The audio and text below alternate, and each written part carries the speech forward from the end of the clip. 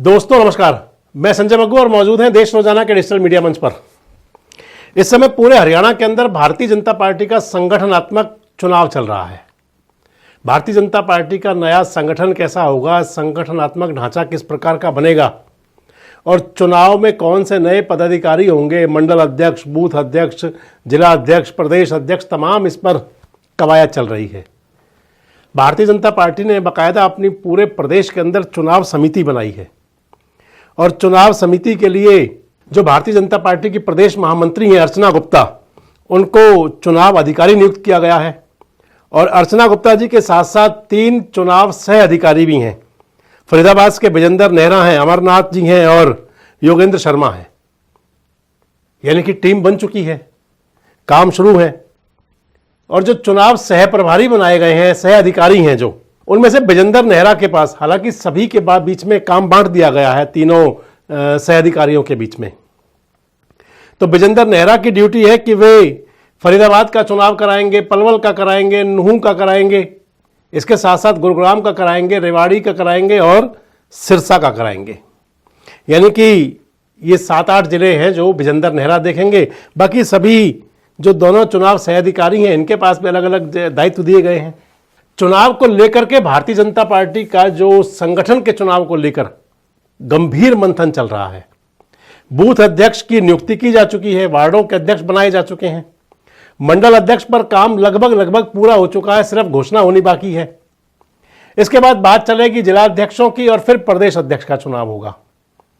हालांकि इस बीच में एक इंसिडेंट हो गया जो भाजपा के प्रदेश अध्यक्ष मोहनलाल बड़ौली पर जो आरोप लग गए, लेकिन इसके बीच में भी चुनाव की जो संगठन के चुनाव की जो गतिविधियां हैं वो जारी हैं और नजर है लोगों की कि कौन कौन से नए पदाधिकारी हो सकते हैं।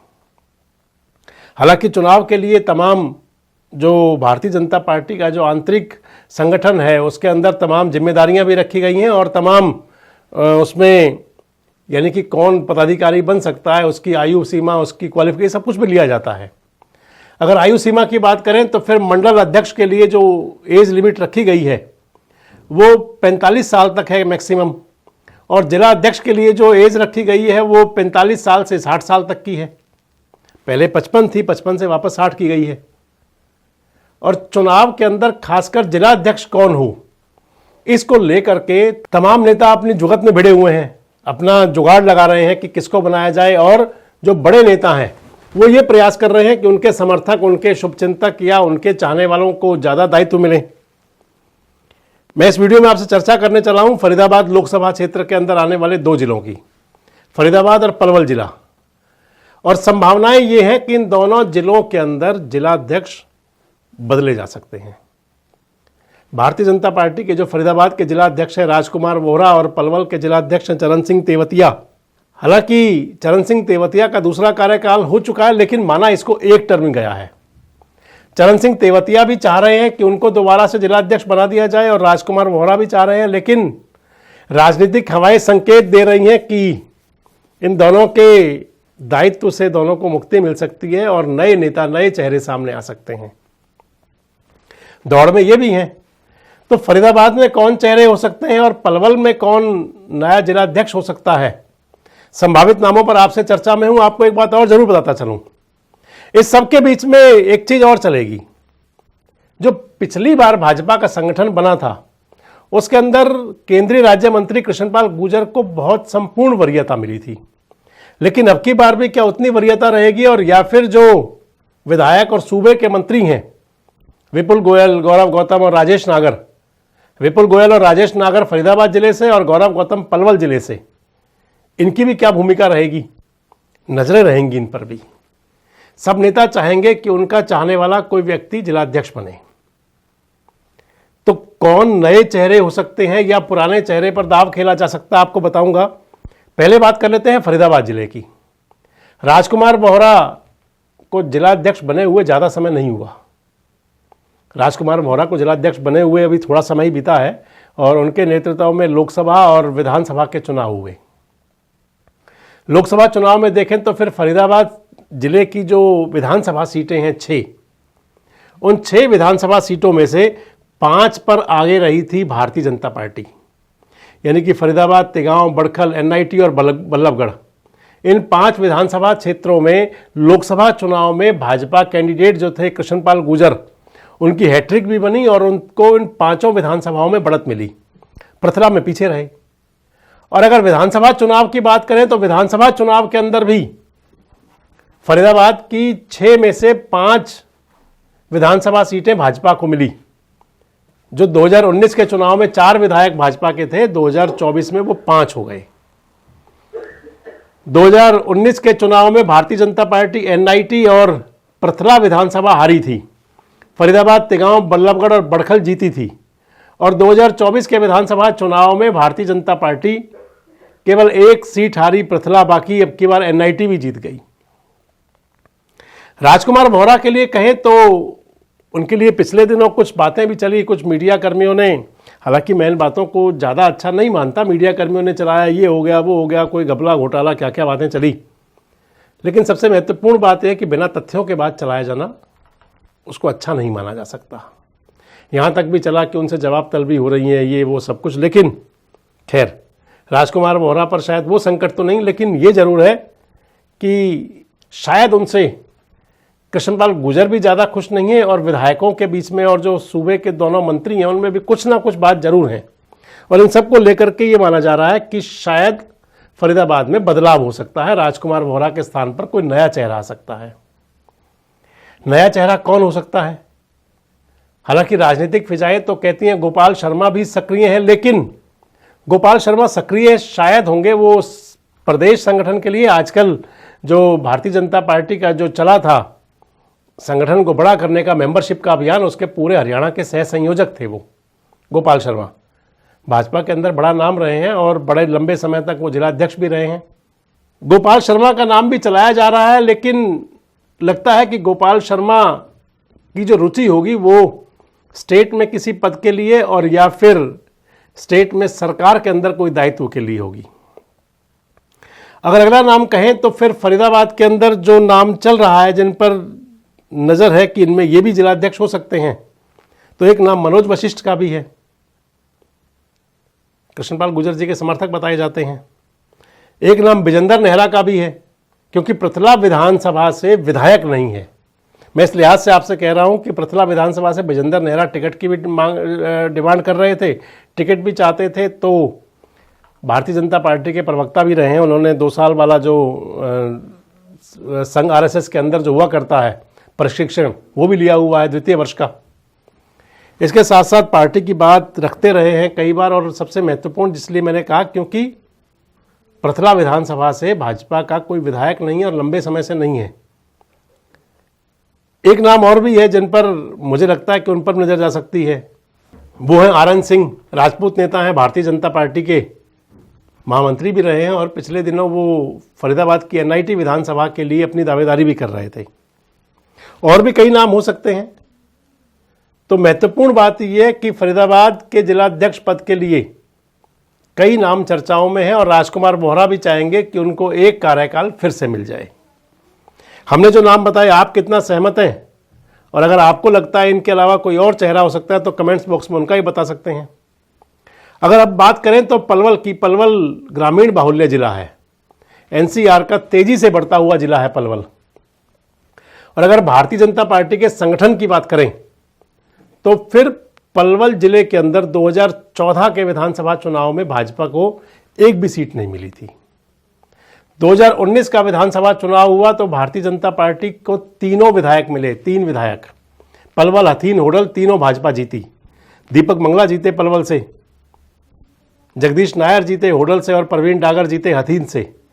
जवाहर सिंह सोनवत जिलाध्यक्ष हुआ करते थे, उनके सिर ताज सजा, सेहरा सजा, बड़े अंतर से चुनाव जीते।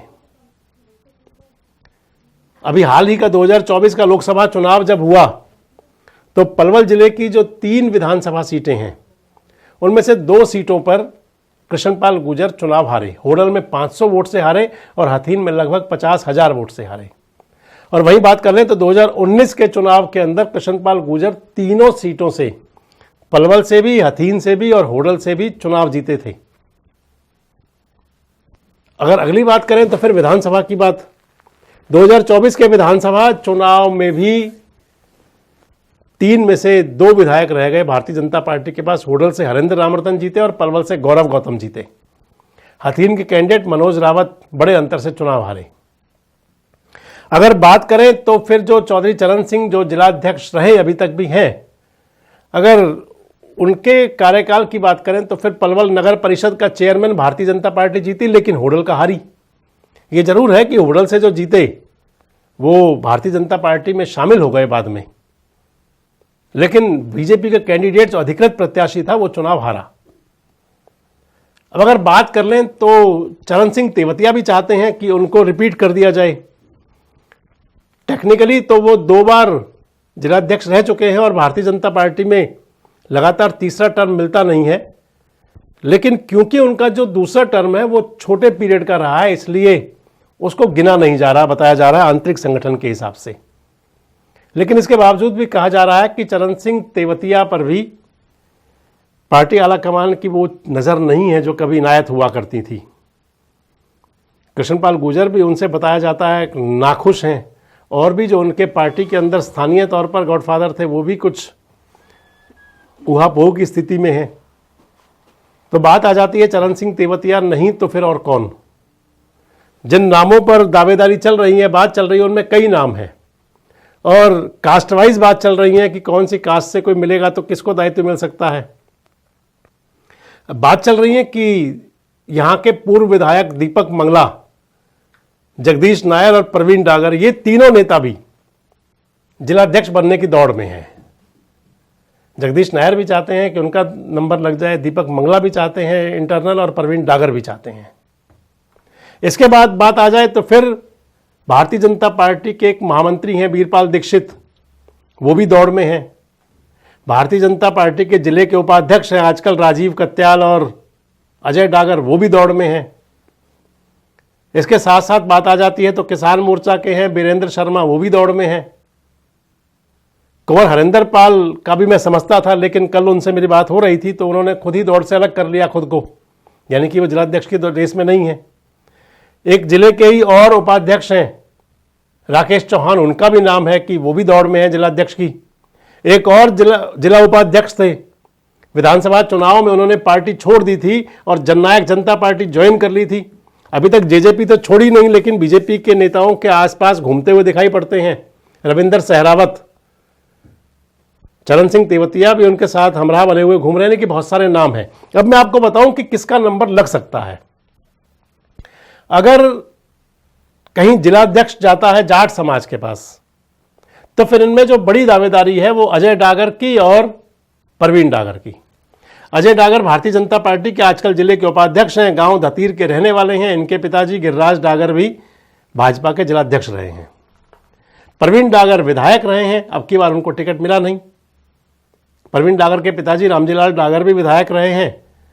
पहले इनका जो काम का जो रहा पार्टियों के अंदर वो इंडियन नेशनल लोकदल में जुड़ाव ज़्यादा रहा, लेकिन 2019 के चुनाव में प्रवीण डागर को टिकट मिला, भाजपा से चुनाव जीते, अब की बार टिकट कट गया। ज़्यादा मजबूत दावा अजय डागर का माना जाता है इसके अंदर। इन दोनों में अजय डागर और प्रवीण डागर में से ज़्यादा मजबूत दावा अजय डागर का बताया जा रहा है। अगर गुर्जर समाज से भी नेता दावेदारी कर रहे हैं, उसके अंदर सबसे महत्वपूर्ण नाम सतवीर पटेल का है। सतवीर पटेल भाजपा के बड़े नेता हैं, उसके साथ साथ राजेंद्र बैसला और महेंद्र भड़ाना का नाम भी है। अगली बात करें तो अगर जाट समाज से नहीं तो फिर अगर क्या ब्राह्मण समाज से कोई नेता हो सकता है, तो मैंने आपको नाम बताया वीरपाल दीक्षित, और दूसरा मैंने आपको नाम बताया वीरेंद्र शर्मा। तो चर्चा यह है कि ब्राह्मण समाज से पलवल के जिला अध्यक्ष की पद की दावेदारी शायद ही ना रखी जाए, क्योंकि यहां से गौरव गौतम विधायक हैं, सूबे की सरकार के अंदर मंत्री भी हैं। इसको देखते हुए शायद ब्राह्मण समाज से कोई जिलाध्यक्ष ना हो। अगर पंजाबी समाज से बात आती है, किसी को पंजाबी समाज से लिया जाए जिलाध्यक्ष पद के लिए, तो उसमें केवल एक ही नाम है और वो नाम है राजीव कत्याल। भारतीय जनता पार्टी के जिले के उपाध्यक्ष भी हैं। हरियाणा सरकार में उनके पिताजी पूर्व मंत्री रहे हैं, सुभाष कत्याल वजीर थे सरकार के अंदर। कृष्णपाल गुर्जर उनको सपोर्ट करेंगे। पार्टी की जो प्रदेश इकाई है उसके अंदर भी और पार्टी आला कमान में भी राजीव कत्याल की ठीक ठाक से है। तो अगर पंजाबी समाज से किसी का नंबर लगता है तो उनमें राजीव कत्याल को प्राथमिकता दी जाएगी। अगर गुर्जर समाज से कोई जिलाध्यक्ष बनता है तो उसमें फिर सबसे महत्वपूर्ण नाम जो चलेगा वो सतवीर पटेल का। शिक्षाविद हैं, स्कूल चलाते हैं, हरियाणा प्राइवेट स्कूल एसोसिएशन के अध्यक्ष भी हैं, कृष्णपाल गुर्जर जी के समर्थक भी हैं और किसी से उनकी टसल्स वाली बात भी कम नजर आती हैं। विधानसभा चुनाव में उनके टिकट की दावेदारी भी थी लेकिन टिकट मिला नहीं। इसके साथ साथ राष्ट्रीय स्वयंसेवक संघ से भी बड़ा जुड़ाव है उनका। तो इस लिहाज से माने जो मैं आपको बताने चला हूं कि पलवल जिले में चरण सिंह तेवतिया भी ट्राई कर रहे हैं, लेकिन बताया जा रहा है कि उनको टर्म मिलना मुश्किल है। तो अगर जाट समाज से किसी की दावेदारी होती है तो उनमें अजय डागर और प्रवीण डागर, अगर गुर्जर समाज से होती है तो सतवीर पटेल और उनके साथ में महेंद्र भड़ाना या राजेंद्र बैसला, प्रमुख नाम अगर जाएगा तो सतवीर पटेल का। जाट समाज से प्रमुख होगा तो फिर अजय डागर का नाम मैंने आपको बताया, रविंदर सहरावत भी हैं, पार्टी छोड़ गए थे, राजेश चौहान भी है, राजेश चौहान को गौरव गौतम का समर्थन भी है, लेकिन ज़्यादा चर्चा इसके अंदर अजय डागर का नाम की है। अगर आगे बात करें तो फिर ब्राह्मण समाज की बात आती है तो फिर इनके अंदर बीरेंद्र शर्मा और बीरपाल दीक्षित। बीरेंद्र शर्मा अपनी दावेदारी कर रहे हैं, मोहनलाल बड़ौली जी के नज़दीक भी काफ़ी दिखते हुए दिखाई दिए और बाकी तमाम नेताओं के पास भी आजकल गणेश परिक्रमा कर रहे हैं वो भी। तो आपको क्या लगता है, क्या इनमें से कोई हो सकता है और या कोई और चेहरा आ सकता है सामने? भारतीय जनता पार्टी के जिलाध्यक्ष पद पर चाहे वो पलवल हो चाहे वो फरीदाबाद हो, निगाहें सबकी रहेंगी। हमारे बताए नामों से आप कितना सहमत हैं, और अगर असहमत हैं तो फिर आप अपने नाम भी जरूर बताएं। जुड़े रहें हमारे साथ, देखते रहें देश रोजाना। हमारे साथ जुड़े रहने के लिए सब्सक्राइब करें देश रोजाना के YouTube चैनल को और नई वीडियो की नोटिफिकेशन पाने के लिए बेल आइकन जरूर दबाएं। अगर आप ये वीडियो Facebook या Instagram पर देख रहे हैं तो पेज को लाइक और फॉलो जरूर करें और ज्यादा से ज्यादा शेयर करें।